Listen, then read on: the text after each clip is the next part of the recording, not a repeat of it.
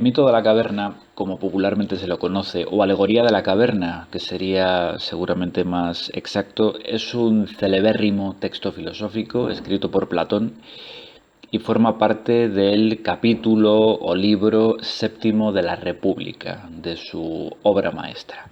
Platón nunca escribió un texto titulado El mito o la alegoría de la caverna, es únicamente el comienzo de un capítulo de una obra mucho más extensa.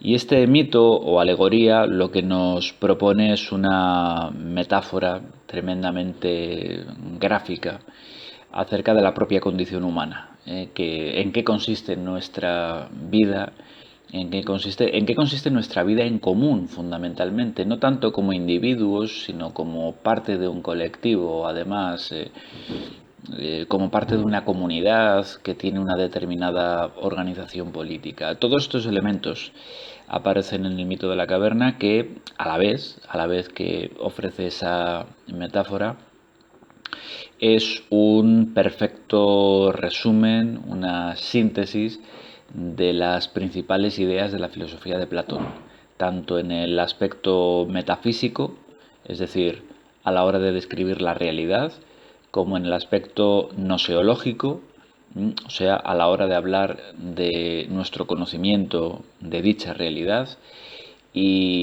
bueno, como decía, incluye además elementos que podríamos llamar sociopolíticos. Un texto muy interesante, muy completo, muy denso, tremendamente denso, cuya lectura en un principio puede resultar difícil a alguien no familiarizado con la filosofía o no familiarizado con la obra de Platón. Vamos a intentar exponerlo de una forma muy didáctica y muy sencilla. Y empecemos por aclarar esto precisamente, ¿no? Algo que está ya en el título, en la denominación que le damos a este fragmento de la República, eso de mito de la caverna, o alegoría de la caverna. La filosofía nace como el paso del mito al logos, precisamente, como una ruptura con el mito, ¿no? Y Platón, sin embargo, es un filósofo que recurre frecuentemente al mito a la hora de exponer sus teorías. Lo hace en este caso a la hora precisamente de ofrecer este gran resumen de lo que es su teoría de la realidad y su teoría del conocimiento.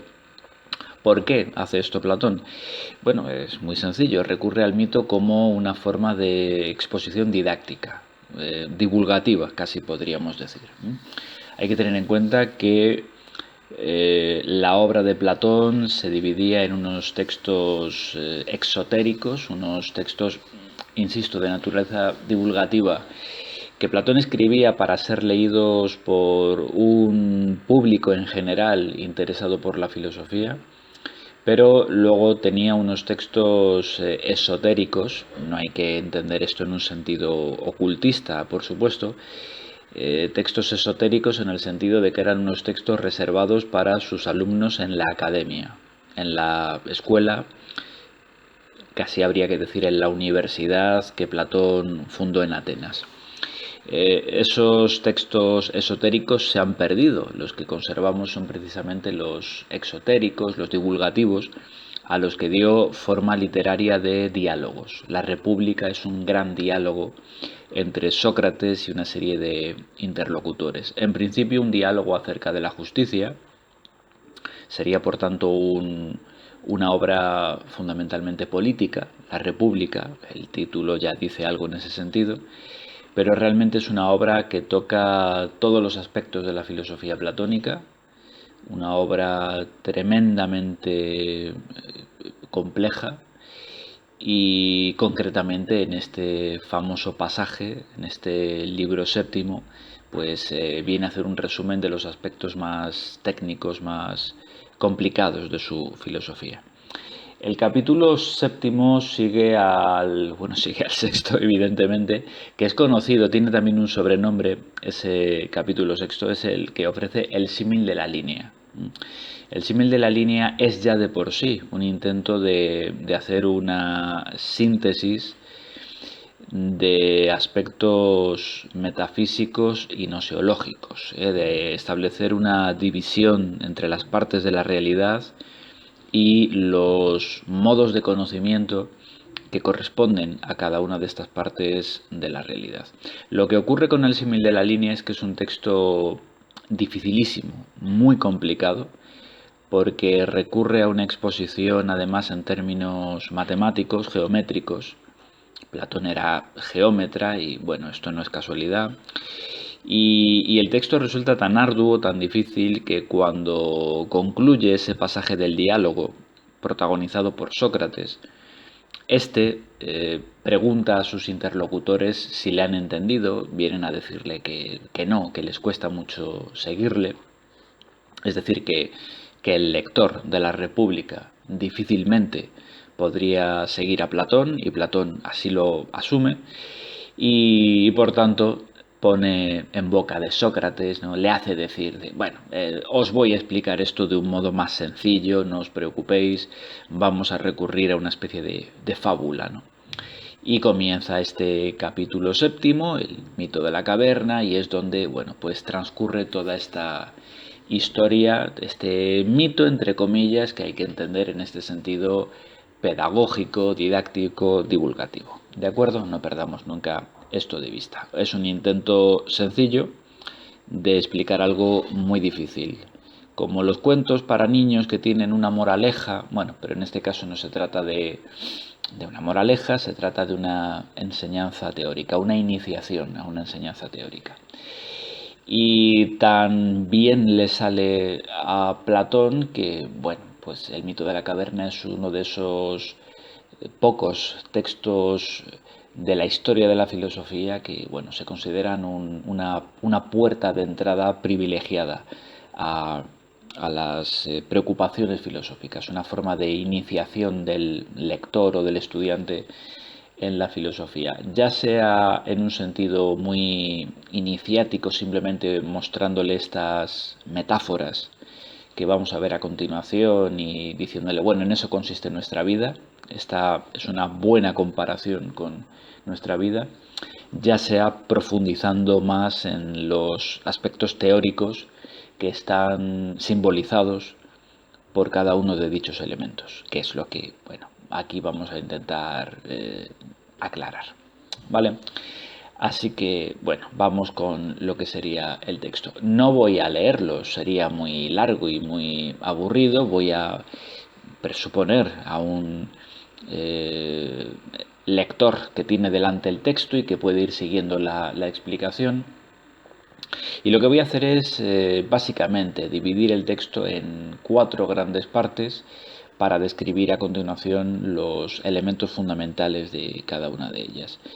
Y una primera parte del texto, que podríamos llamar simplemente la descripción de la caverna, nos sitúa en escena. De una forma muy cinematográfica, este texto se puede leer así. Es un texto de gran actualidad. No solo no ha envejecido mal este pasaje, sino que ha ganado con el paso del tiempo. Es que, paradójicamente, quizás resulte más fácil para un lector actual entender el mito de la caverna o buscarle aplicaciones más directas, referentes más claros a los elementos metafóricos del texto de lo que podría resultarles a los lectores en la época de Platón. Es lo que tienen los clásicos, que envejecen muy bien, que van ganando con el tiempo, como los buenos vinos, no se quedan viejos o desfasados. Y de hecho, algunas comparaciones que haré, algunos referentes que introduciré, son claramente actuales. No debe chocar esto, ¿no?, en una lectura de un filósofo del siglo IV antes de Cristo, en realidad, porque lo que valía en esa época, si es de interés para nosotros, tiene que valer en la nuestra. Por tanto, las comparaciones que voy a hacer no solo no me parecen descabelladas, sino que me parecen muy pertinentes, ¿de acuerdo? Bueno, en esta primera parte, la descripción de la caverna, si esto fuera una película, digamos que habría un traveling, un movimiento de cámara que haría un recorrido lateral y nos iría mostrando el escenario donde va a transcurrir la historia. Todavía no hay historia, toda toda historia necesita un planteamiento, un nudo, desenlace, ¿no? Hay siempre las diferentes partes de una trama, de una acción. Tiene que haber protagonistas, evidentemente.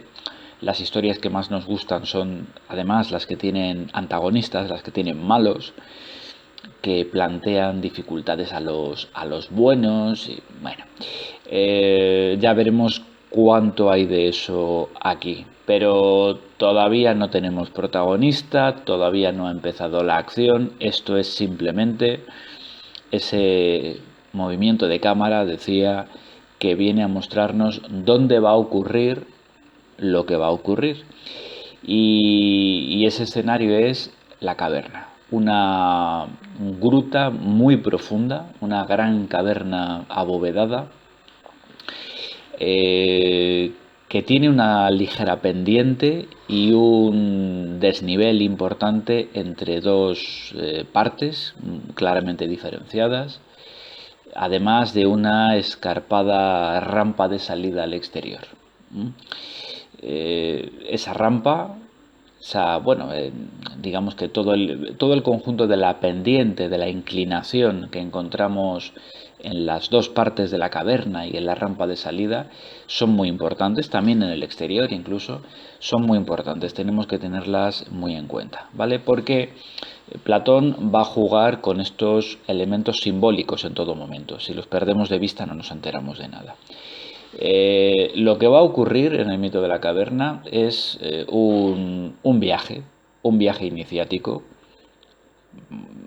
Una historia arquetípica es la de el personaje, el protagonista, que tiene que emprender un viaje que lo transforma. Eso es lo que va a ocurrir aquí, un viaje en el que consiste la adquisición del conocimiento.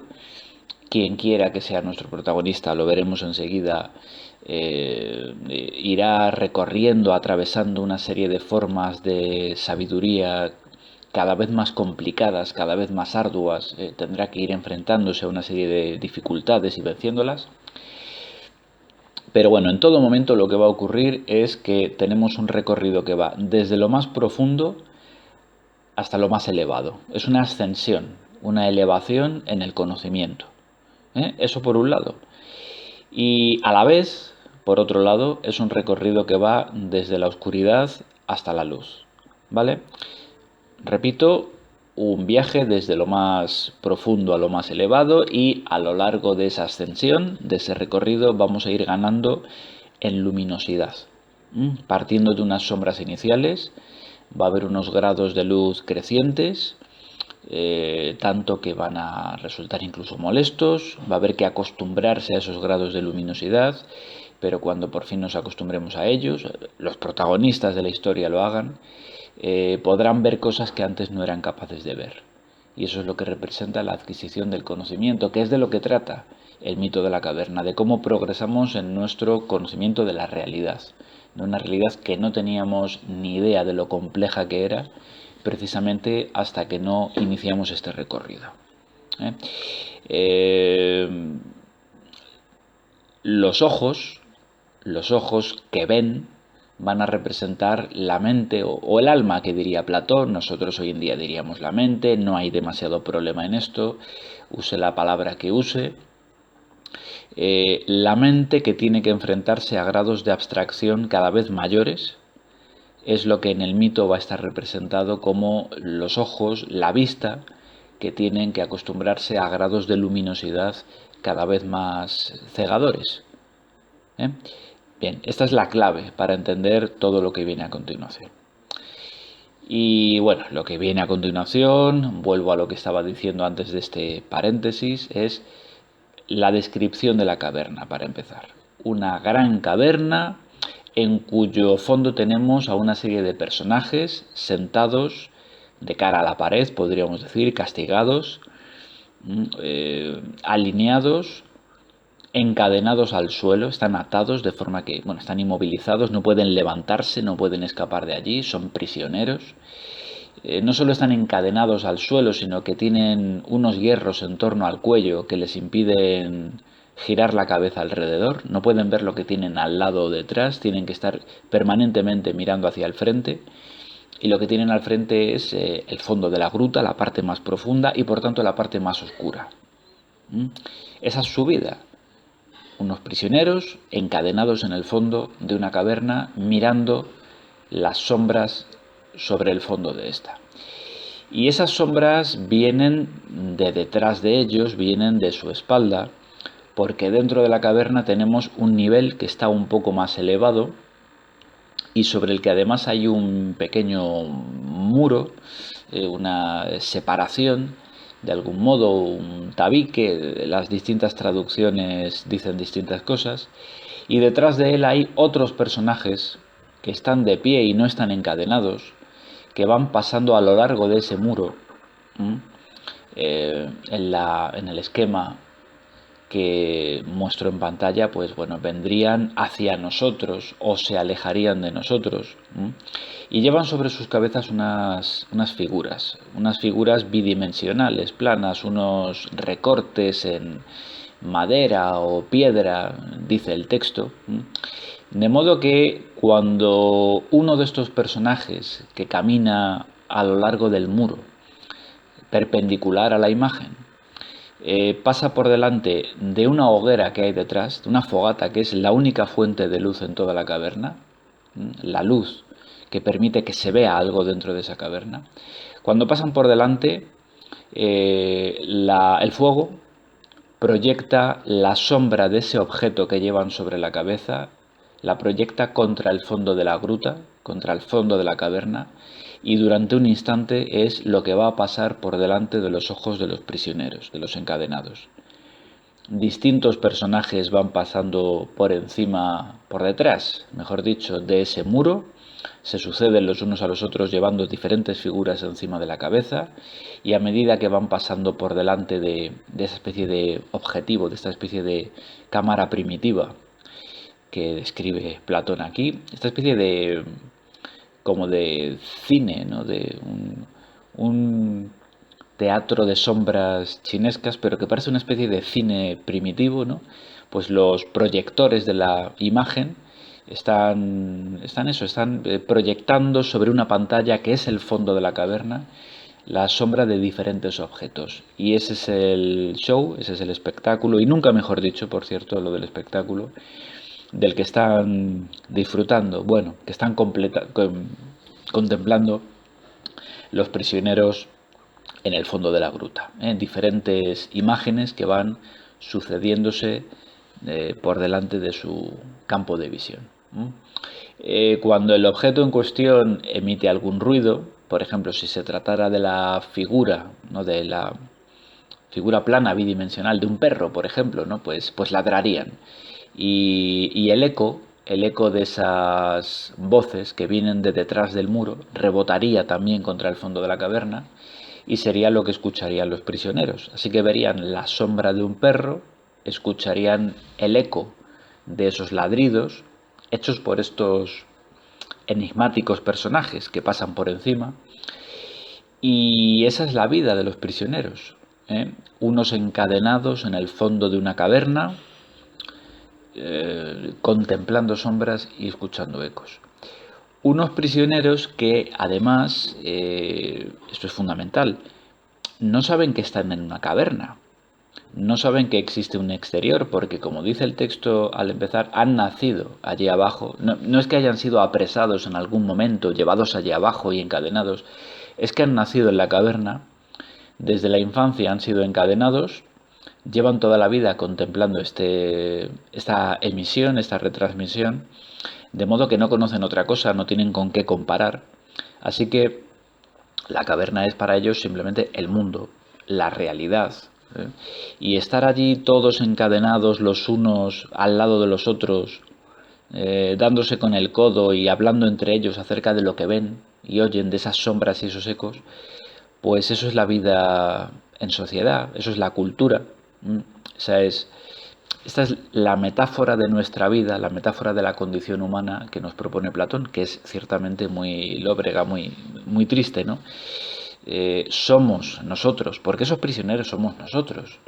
Somos prisioneros encadenados en el fondo de una cueva, discutiendo, hablando todo el día acerca de sombras y ecos. Esa es nuestra vida, simplemente. Algo tan frío, triste, ¿no? Tan gris como plantea este mito. Estamos encadenados y ni siquiera sabemos que estamos encadenados, porque nunca hemos estado libres, y alguien que nunca ha disfrutado de la libertad pues no sabe lo que es, no sabe que la esclavitud es esclavitud. Del mismo modo que no saben que la caverna es una caverna. No se dan cuenta de que llevan cadenas porque para ellos resultan lo más natural del mundo. No son capaces de reparar en ese hecho. Unas cadenas que representarían la ignorancia de su propia ignorancia, el hecho de que no se dan cuenta de que ellos no son capaces de pensar en que son prisioneros encadenados en el fondo de una caverna. Bien, por detrás de ellos pasan estos otros personajes. Detrás tenemos esa hoguera, esa fuente de luz que permite que haya sombras. Y luego tenemos la escarpada y resbaladiza rampa de salida al exterior, la boca de la caverna que da al mundo exterior, donde ya tenemos el cielo al raso, al descubierto, y otra fuente de luz distinta, ¿no? El sol en este caso. No una luz artificial, la de una hoguera, es decir, no un entorno cultural como es la caverna, sino una luz natural, la del sol. El exterior representa, bueno, podríamos decir que es la naturaleza, pero esto es simbólico, por supuesto, no representa la naturaleza. Representa la auténtica realidad contrapuesta a la de la caverna. Y si simbólicamente la caverna es la cultura y el exterior es la naturaleza, pues hablando en términos de la filosofía de Platón, habría que decir que el interior de la caverna es el mundo sensible, el mundo que nosotros somos capaces de percibir a través de los sentidos, el mundo que comprendemos en principio, el mundo al que estamos acostumbrados, muy familiarizados, mientras que el exterior, la auténtica realidad que espera allí a quien sea capaz de salir de la caverna, de superar su propia visión cultural de la realidad para acceder a la realidad en sí, desnuda, pues ese exterior es lo que llama Platón el mundo inteligible o mundo de las ideas, el mundo donde encontramos los arquetipos, los originales, de los que en el interior de la caverna solo hay imitaciones, copias, reproducciones imperfectas, como son esas siluetas bidimensionales que llevan estos personajes por encima de la cabeza, o más aún incluso las sombras que proyectan contra el fondo de la caverna. ¿Vale? Bueno, estos son los elementos que tenemos en un principio y ahora vamos a ver qué es lo que ocurre. Ahora vamos a ver cuál es el comienzo de la trama, el comienzo de la acción, quién va a ser nuestro protagonista, qué le va a ocurrir y demás. ¿Vale? Vamos con ello.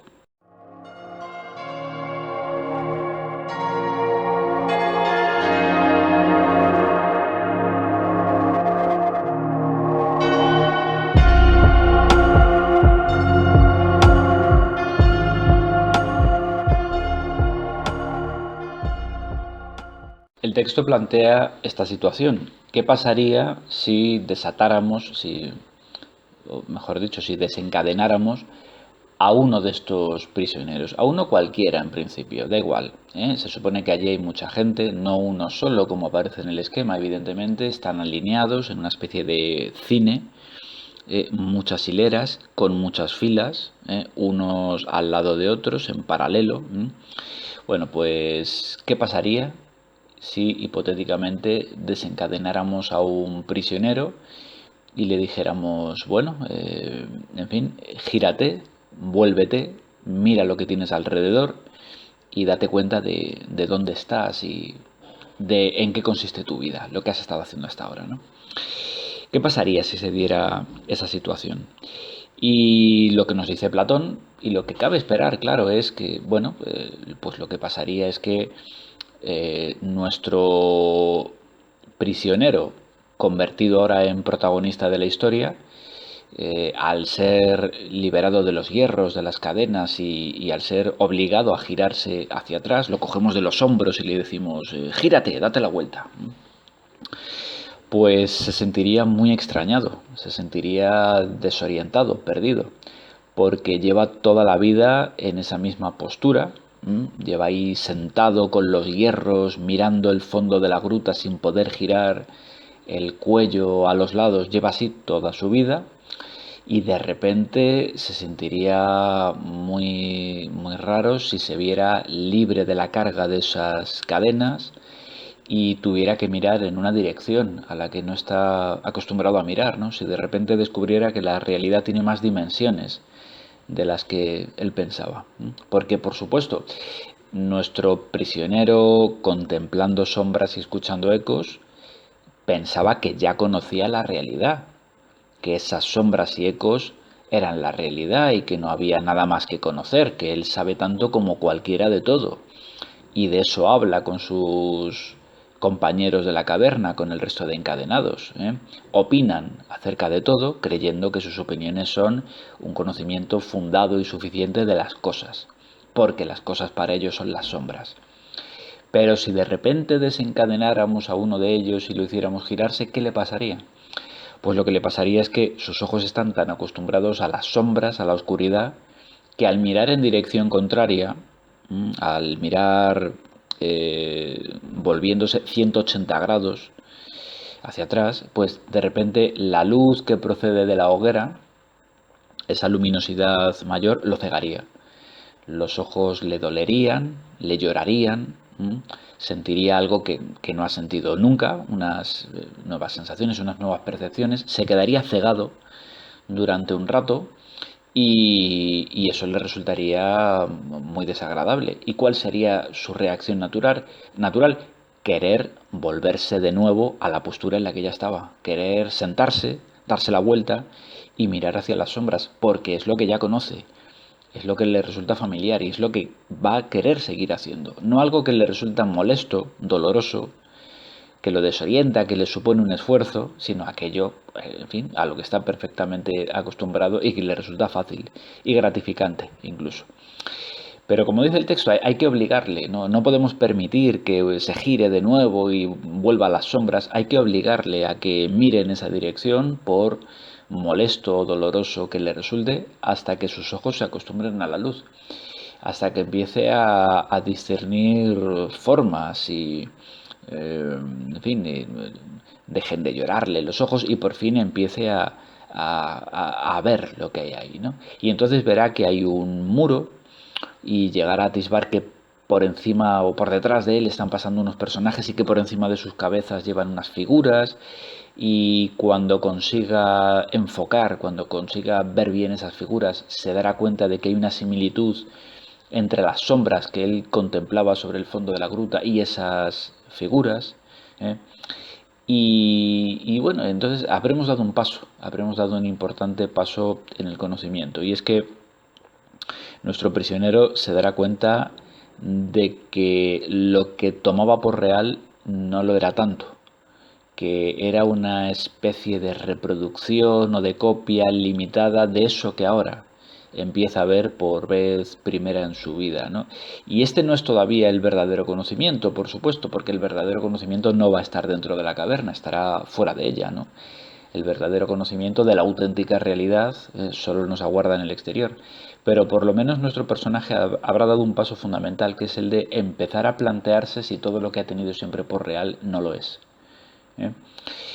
Y sería ese momento también ejemplificado por la frase de Sócrates, ¿no? De solo sé que no sé nada, ¿no? Cuando empezamos a plantearnos eso precisamente, cuando comienza el momento en que relativizamos todo aquello que teníamos por seguro, el momento del escepticismo, de la duda, de la desconfianza, que no es conocimiento, evidentemente, pero que es el punto de partida imprescindible para todo conocimiento. Dudar de aquello que creíamos que lo era, que creíamos que era cierto. Y por tanto, si dudamos de su veracidad, pues buscar algo que lo sustituya, buscar una verdad que ocupe el lugar que ha quedado vacío, que ha quedado vacante por esas dudas que ahora nos asolan, ¿no? Así que bueno, es un proceso costoso, evidentemente, que supone enfrentarse a esfuerzos que antes no acometíamos. Va a haber una resistencia, pero quien quiera que haya desatado al prisionero, ya veremos al final quién ha desatado a nuestro prisionero. Pues decía antes que, bueno, nosotros, ¿no? Pero bueno, ¿y quiénes somos nosotros? Que vemos esto desde fuera, que sabemos que la caverna es una caverna, bueno, tendremos que ver esto al final. Quien quiera que haya rescatado, que haya quitado las cadenas a nuestro prisionero, tiene que obligarlo a que haga eso que no quiere hacer, a que se enfrente a ese esfuerzo, a esas dificultades, hasta que finalmente las supere. Ya se lo agradecerá en su momento. Solo cuando conseguimos ver cosas que antes no veíamos, entonces podemos agradecer a quien nos ha obligado a mirarlas, mientras que al principio seguramente lo detestábamos.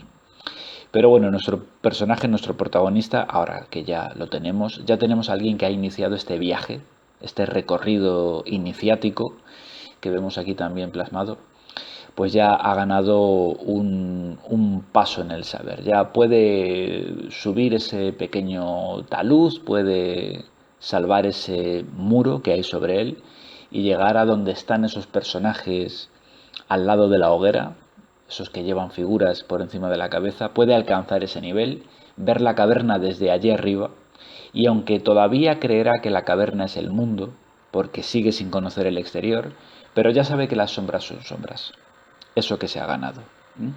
Esto en términos estrictos de la filosofía platónica, esto es la doxa, esto es la opinión. Todo lo que corresponde al mundo sensible, a la caverna, es doxa. Por tanto, tenemos gente que opina, que habla sin saber acerca de las cosas, que habla acerca de copias, reproducciones limitadas, imperfectas de la realidad. Lo que pasa es que, bueno, antes estábamos viendo una sombra sobre el fondo de la gruta, difuminada, sin ningún tipo de detalle, y ahora ya vemos la figura, el recorte bidimensional que estaba produciendo esa sombra. Una figura un poco más nítida, un poco más precisa. Sigue siendo una figura bidimensional, plana, sin detalles, pero por lo menos tiene ese componente de nitidez que no tenían las sombras. Hemos pasado dentro de la opinión de lo que llama Platón la conjetura a la creencia. Hemos pasado de lo que en griego es eikasía a pistis. Una opinión, sigue siéndolo, pero una opinión más fundada, con algún tipo de indicio, con algún tipo de dato a su favor. No es todavía un conocimiento sólido, demostrado, argumentado, eso nos espera fuera de la caverna, pero por lo menos ya tenemos más razón cuando decimos lo que decimos, o sea, en términos del mito de la caverna, ya vemos con un poco más de claridad las cosas, ¿vale? Pero ahora la historia se va a repetir. Esta historia, insisto, en el componente simbólico, alegórico de todo esto, ¿no? Platón nos está contando el viaje arquetípico, el viaje que cuentan todas las buenas historias, ¿no? El mito de la caverna, en el fondo, bueno, no es tan emocionante seguramente, no tiene tanta acción, tanto desarrollo, pero nos cuenta la misma historia que nos puede contar cualquiera de las grandes historias mitológicas, clásicas o contemporáneas.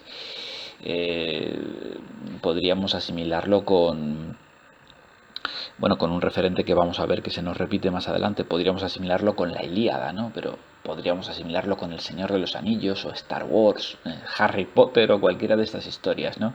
El viaje del héroe, como lo llamó Joseph Campbell, el viaje iniciático al que en el fondo todas las grandes narrativas recurren, ¿no? Y es que siempre hay un protagonista, un personaje central, que es en principio una persona cualquiera que forma parte de una comunidad, que vive en un mundo que tiene por real, por normal, cotidiano, rutinario, pero un buen día algo viene a alterar esa rutina, esa normalidad, y es que aparece alguien que la rompe, aparece alguien que libera al personaje, aparece alguien que le dice que tiene que emprender un viaje a otro sitio y que tendrá que enfrentarse a unas dificultades.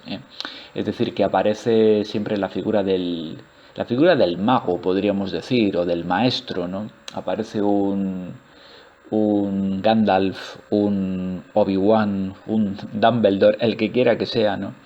Aparece alguien que dice Matrix, Matrix, que es una versión también del mito de la caverna. Aparece Morfeo, en este caso. Aparece alguien dotado de un conocimiento mayor que el protagonista, que no le revela mucho de lo que va a ocurrir, pero le dice que tiene que iniciar ese viaje. Y siempre pasa lo mismo, invariablemente, ¿no? Lo que le ha ocurrido a nuestro personaje en la parte que acabamos de comentar, que el protagonista se resiste a emprender ese viaje, no quiere hacerlo. Suena peligroso, suena difícil, cansado, tedioso, prefiere quedarse haciendo lo que está haciendo. ¿Mm? Contemplando sombras y escuchando ecos, viviendo tranquilamente en su mundo cotidiano, familiar, ¿no? Esto que ahora llaman los cursis, en su zona de confort. Prefiere quedarse allí, pero bueno, finalmente tendrá que asumir el viaje, tendrá que emprenderlo. El texto dice que tenemos que obligarle a que lo haga. En las diferentes versiones de esta narrativa normalmente ocurre algo desastroso que obliga al personaje a emprender el viaje, ¿no? Siempre hay la muerte de los padres o de los tíos o algo así que hace que nuestro personaje tenga que asumir su responsabilidad y emprender el camino, y a partir de ahí empezará a enfrentarse a todas estas dificultades, ¿no? Bueno, pues tengamos esto en cuenta porque es lo que está ocurriendo aquí, y de nuevo ocurre otra vez lo mismo. Es que cuando ya tenemos a nuestro personaje liberado en esa segunda parte de la caverna más elevada, de este lado del tabique, acostumbrado ahora a la luz del fuego, que ya es capaz de mirar directamente sin que sus ojos se cieguen y le duelan, acostumbrado a ver esas figuras que llevan estos personajes por encima de la cabeza, cuando por fin está acostumbrado a esto y cree que ya sabe todo lo que tiene que saber, dice el texto, ¿y si lo sacáramos a rastras de la caverna? ¿Y si lo obligáramos a que saliera al exterior, y se enfrentara a ese mundo al descubierto, a ese mundo fuera del gran techo abovedado de la caverna? ¿Qué pasaría? ¿Qué pasaría entonces? Se repite la historia exactamente igual, ¿no? Tenemos que sacarlo a un grado de luminosidad mayor todavía, tenemos que obligarlo a que ascienda aún más en el camino del conocimiento, en este viaje iniciático, que es el viaje que emprende uno simplemente para hacerse mayor, para madurar, para adquirir experiencia, porque es lo que cuentan todas esas historias, en el fondo, ¿no? A las que he hecho referencia hace un momento, consiste en hacerse mayor, aprender, ¿no? El viaje siempre es ese, no hay otro viaje. ¿Qué pasaría si lo obligáramos? Y bueno, pues que de nuevo se resiste a salir porque entra mucha luz por esa boca de la cueva, una luz cegadora como es la del sol, mucho más intensa que la de la hoguera. Los ojos le duelen, le lloran, se ciega, no ve nada y se quiere quedar en la caverna. Se quiere quedar en ese entorno cultural al que está acostumbrado, opinando acerca de las cosas. Ahora opina con más fundamento que antes, pero en el fondo sigue opinando. Pero no, tenemos que obligarlo a que salga. Y esto es más difícil todavía, porque ahora tiene que subir gateando por esa cuesta tan resbaladiza, tan escarpada. Le va a costar mucho más, le va a llevar mucho más tiempo, pero hay que obligarle, y cuando finalmente lo consiga y se vea en el exterior y sus ojos se acostumbren a la luz, es decir, que su mente o su alma, que diría Platón, se acostumbre al grado de abstracción, de complejidad de los conocimientos a los que ahora tiene que enfrentarse, entonces bueno, lo agradecerá porque pensará en la caverna y se dará cuenta de que todo lo que había allí en el fondo eran solo opiniones, era algo muy limitado, bastante mezclado con la falsedad, ¿no? Y que ahora es cuando por fin empieza a ver la realidad con sus propios ojos, es cuando por fin el personaje ha salido del mundo sensible, ha accedido al mundo inteligible y comienza a vislumbrar, aunque sea poco a poco, tímidamente, la verdadera realidad de la que hasta ahora solo ha conocido mímesis, que dice Platón, ¿no? Las imitaciones, las copias que hay en el mundo sensible. ¿Vale? Y lo que nos encontramos cuando por fin sale al exterior es que, bueno, el paso del mundo sensible al mundo inteligible es el paso de la doxa a la episteme, es el paso de la opinión a la ciencia. La ciencia es el conocimiento racional, no está basado en los sentidos, en la percepción inmediata de las cosas, sino en el uso de la razón para comprender su esencia. Lo que habitualmente se nos esconde de esas cosas, lo que no somos capaces de ver. Algo mucho más abstracto y mucho más complicado. Y aunque al principio la luz del exterior sigue siendo demasiado intensa, demasiado cegadora y nuestro personaje tiene que hacerse pantalla con las manos y solo puede mirar hacia abajo, se va a encontrar en un primer momento con que hay allí un riachuelo, una charca o algo así, y puede ver reflejos en ella, reflejos de cosas que le recuerdan lo que ha visto dentro de la caverna. Recordemos que todo lo que había dentro de la caverna eran figuras bidimensionales, primero sombras y luego las siluetas o recortes, esas figuras planas que producían, que proyectaban esas sombras.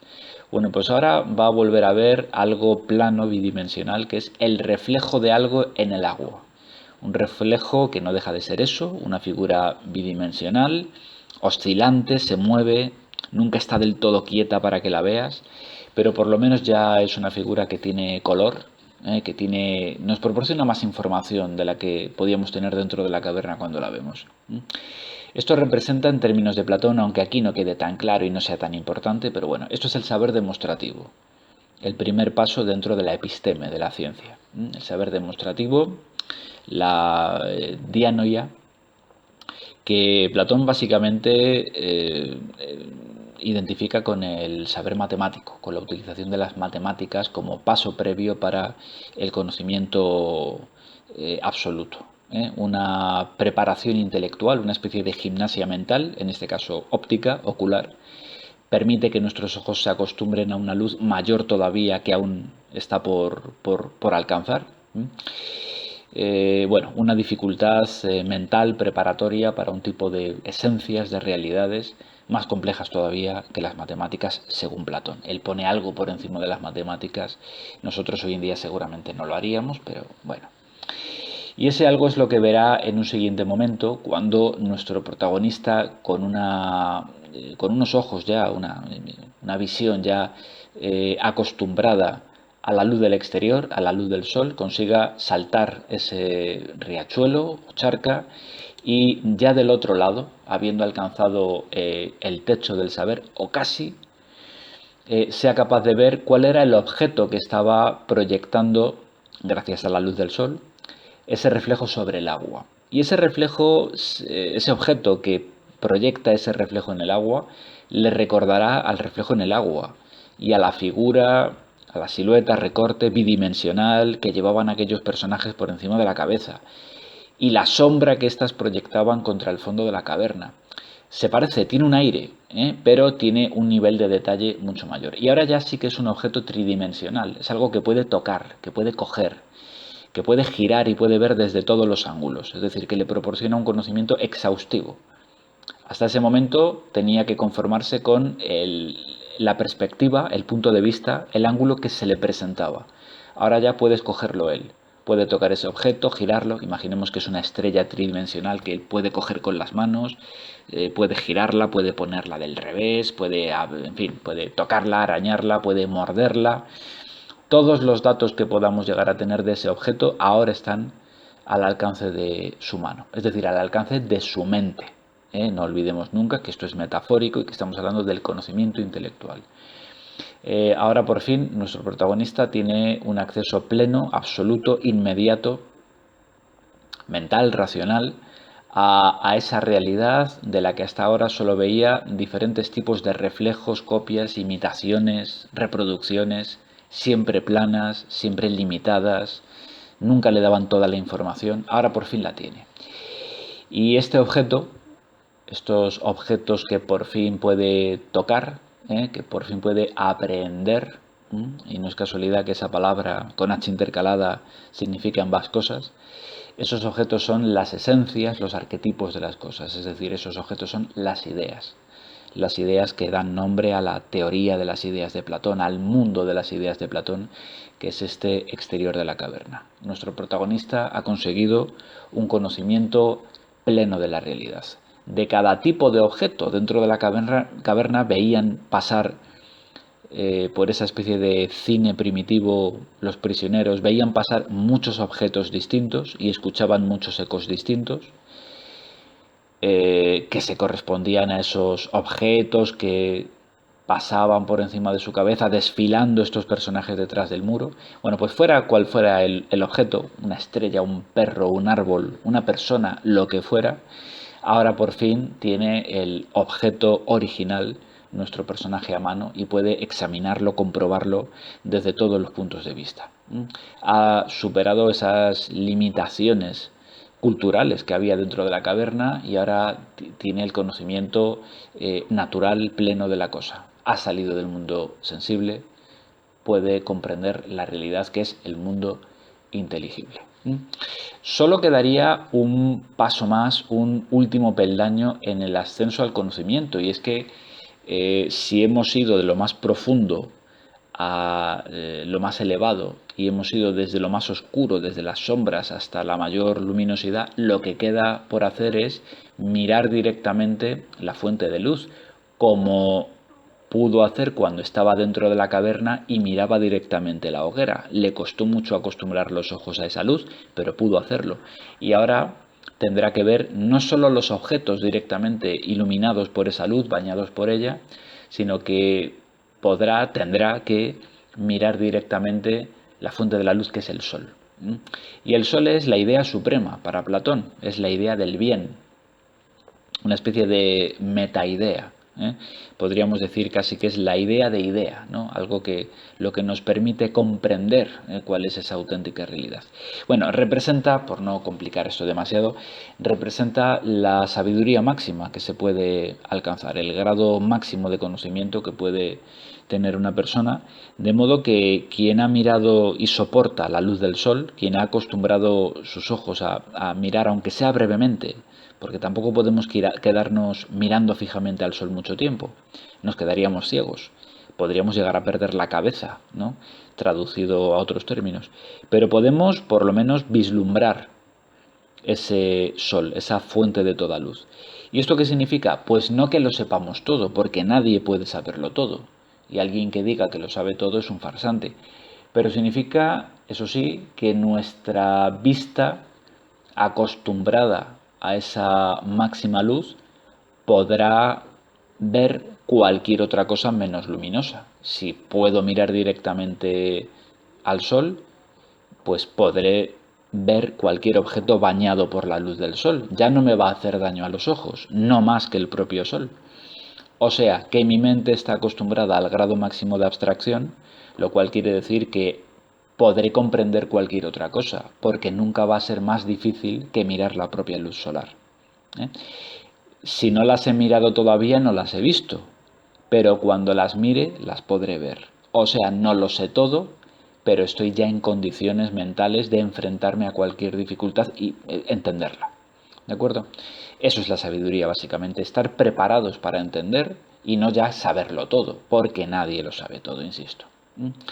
Así que bueno, hemos hecho el recorrido completo y en los términos del capítulo sexto de la República, del símil de la línea, pues hemos recorrido todos los segmentos que tenía esta, ¿no?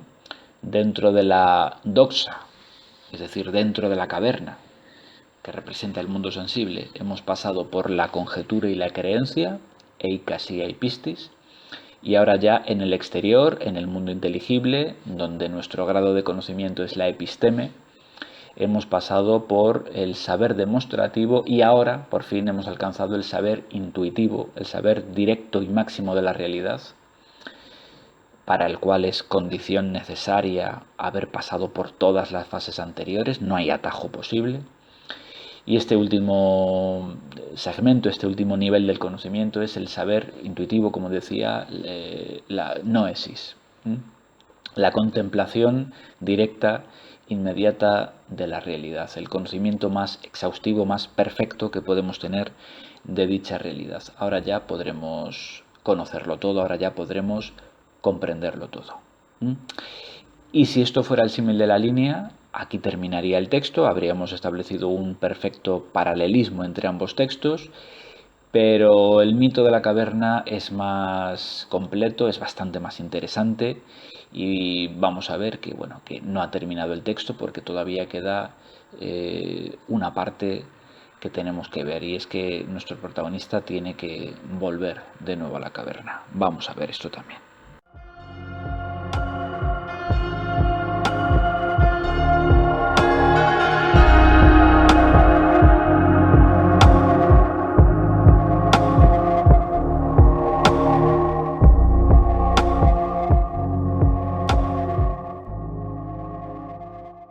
¿Cómo podríamos llamar a nuestro protagonista ahora que ha llegado a la parte más elevada y luminosa, ahora que ha llegado a la culminación del saber? Bueno, pues esto es un filósofo. Para Platón, desde luego, aquel que culmina este recorrido, este viaje iniciático, es el filósofo. Que no es que haya podido llegar hasta el final y conocer la auténtica realidad porque sea un filósofo, sino que es filósofo porque ha podido hacer eso, que no es lo mismo.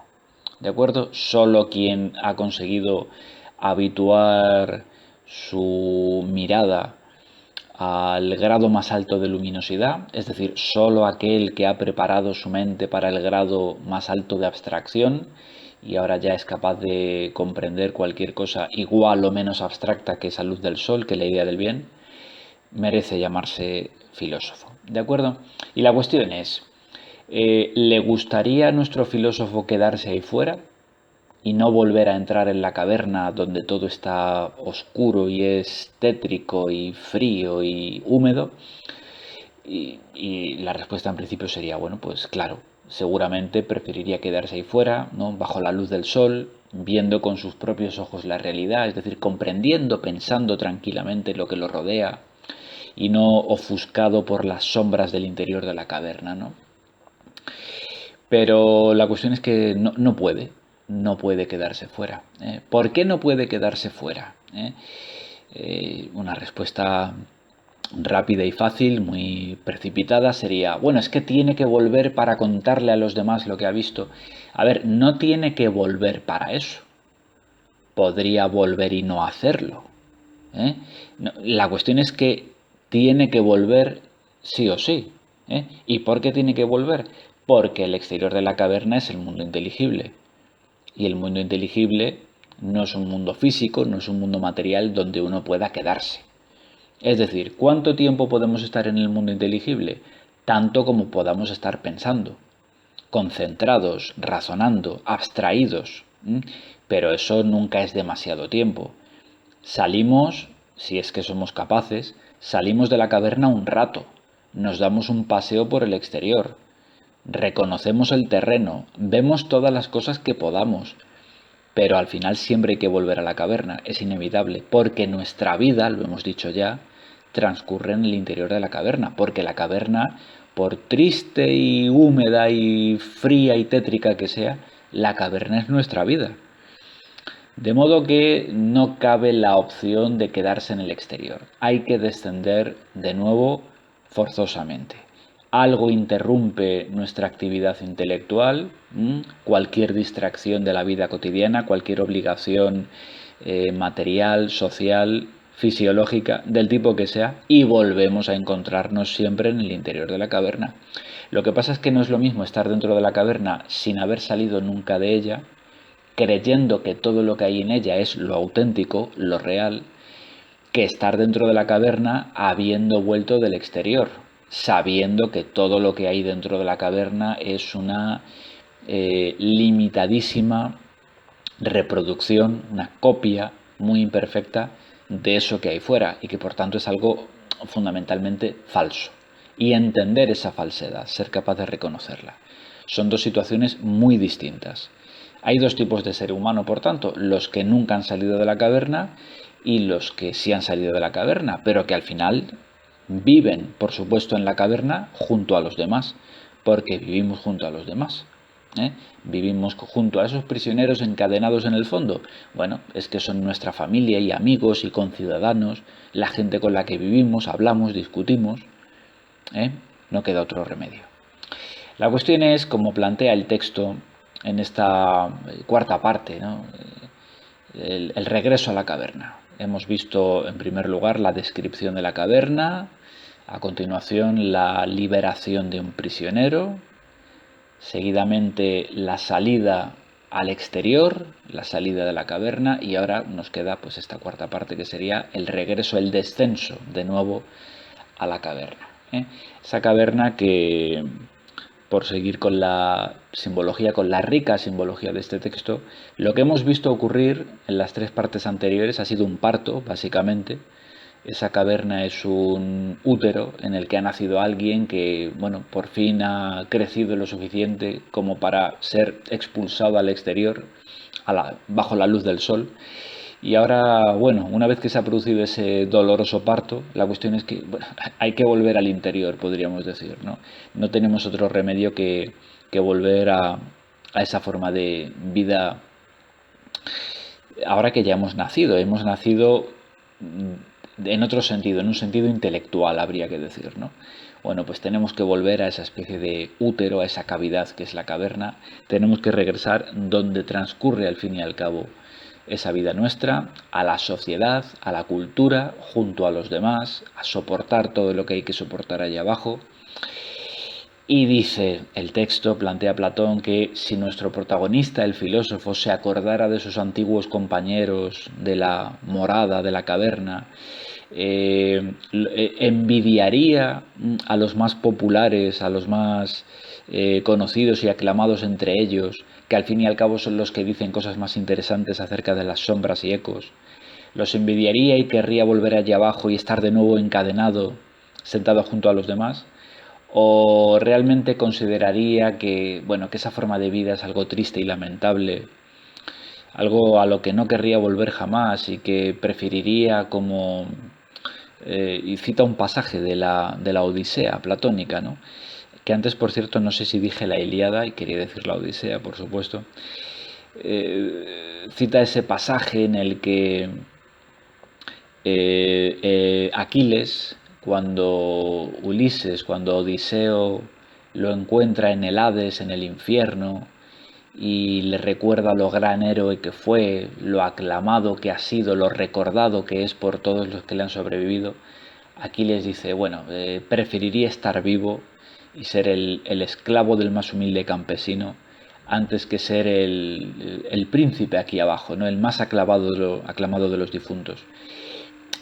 Lo que está haciendo Platón es establecer un paralelismo que hoy en día puede requerir explicación, pero que cualquier griego entiende inmediatamente, porque la metáfora está tan clara que esto cualquier griego lo ha visto desde el principio. La caverna es el Hades, la caverna es el infierno, básicamente. Nuestra vida es el infierno. Nacemos, vivimos y morimos encadenados en el fondo de una gruta, contemplando sombras y escuchando ecos toda nuestra vida. Eso para Platón es el infierno. Esa forma de vida no merece la pena. Solo merece la pena la vida del que ha conseguido liberarse de todo eso y salir al exterior. O que ha sido liberado de todo eso y ha llegado al exterior. Pero incluso este tiene que volver a entrar. Así que no hay escapatoria nunca del todo de la condición humana. La vida transcurre en el interior de la caverna y nuestro protagonista tiene que volver a entrar allí, pero ya que tiene que volver a entrar, ahora sí es cuando podemos decir, se acordará de sus antiguos compañeros, se apiadará de su situación, de su ignorancia, creyendo que todo eso que contemplan y escuchan no es real, y bueno, y pensará, voy a contarles lo que he visto fuera, voy a explicarles que son prisioneros en el fondo de una caverna, encadenados, todo eso. ¿Y qué pasa cuando desciende al interior de la caverna, sobrepasa la hoguera y a estos personajes que llevan cosas encima de la cabeza y se salta el muro y está ya de este lado y desde lo alto de ese pequeño talud de ese desnivel le intenta explicar a sus antiguos compañeros hey, que eso que estáis viendo son sombras, que eso que estáis escuchando son ecos, que nada de esto es real? ¿Qué pasará? Que dice el texto, que lo tomarán por loco, que pensarán que es un chalado, que dice unas cosas muy raras, ¿no? Es decir, una figura quijotesca, alguien que confunde gigantes con molinos, alguien que se cree que es más listo que los demás, alguien que viene aquí a contarnos una serie de cosas que a nadie le interesan, ¿no? Y dice el texto que hartos de él, cansados de él y de que les insista tanto en que hay otro mundo fuera de este y que este mundo no es el mundo, sino el mundo sensible en todo caso y que hay un mundo inteligible, pues puede que después de ridiculizarlo todo lo que puedan lleguen a, bueno, a echarle mano y a matarlo incluso, ¿eh? ¿Y a quién se está refiriendo aquí explícitamente Platón? Porque esto se entiende de una forma también bastante clara. Está hablando de Sócrates, está hablando de alguien que ha conseguido salir al exterior y ha regresado al interior para explicar a los que están allí lo que ocurre fuera, de hecho que hay una afuera, y lo que han hecho los que están dentro, los encadenados, ha sido decir, ah, sí, te crees mejor que los demás, pues ven aquí que te vamos a condenar a muerte, básicamente, ¿no? Es un homenaje a su maestro, como toda la obra de Platón, como todos los diálogos platónicos son un homenaje a su maestro, que en este caso es clarísimo, ¿de acuerdo? Y así podemos entender además otra cosa. ¿Quién liberó originalmente a nuestro personaje para que llegara a convertirse en alguien que ha comprendido la realidad, en un filósofo? Pues otro filósofo, es decir, otro que volvía del exterior y que descendió de nuevo a la caverna para explicar a los que están dentro. Es un círculo cerrado esta historia, ¿no? Vuelve a empezar precisamente, o mejor dicho, termina donde empezó, ¿eh? Quien libera a un prisionero es otro que fue liberado anteriormente, por otro que fue liberado anteriormente. Y Sócrates viene a ser el paradigma de esta figura, pero bueno, cualquiera que llegue de ese exterior lo sería, todos por igual, ¿eh? El caso es que cuando el que regresa del exterior intenta explicar a los del interior lo que ocurre, estos lo único que ven es su sombra proyectada contra el fondo de la caverna. Ellos siguen encadenados y con los hierros que les impiden girar el cuello hacia los lados o hacia atrás. Siguen viendo sombras y escuchando ecos. Y lo único que pueden ver de este personaje es su sombra, que es como otras sombras que ven a menudo, porque los que están detrás del tabique a veces llevan figuritas humanas sobre sus cabezas y proyectan esas figuras humanas y ponen sus voces y son pues aquellos personajes públicos, notorios, a los que los prisioneros escuchan siempre. El presentador del telediario, podríamos decir, o el del programa de máxima audiencia, ¿no? La emisión que están viendo estos telespectadores que son los prisioneros en el fondo de la caverna. Ven a muchas figuras humanas hablar, diciendo cosas distintas. Y nuestro protagonista que ha regresado al interior de la caverna no es más que otra de esas figuras humanas diciendo cosas. Cosas que les parecen a los prisioneros más o menos iguales que las que dicen todos los demás.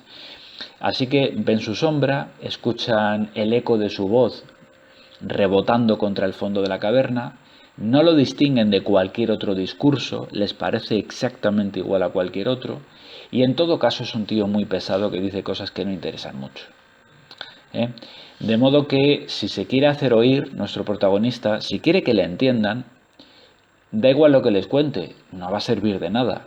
Solo le queda una opción, solo una, que es liberar a uno de ellos, quitarle las cadenas, arrastrarlo al exterior, después de obligarlo a que se gire para mirar la luz de la hoguera, obligarlo a vencer todas las resistencias que va a mantener una y otra vez, y solo cuando esté fuera y sea capaz de ver la realidad con sus propios ojos entenderá que la caverna es una caverna, que las sombras son sombras, etcétera, etcétera, etcétera. ¿De acuerdo?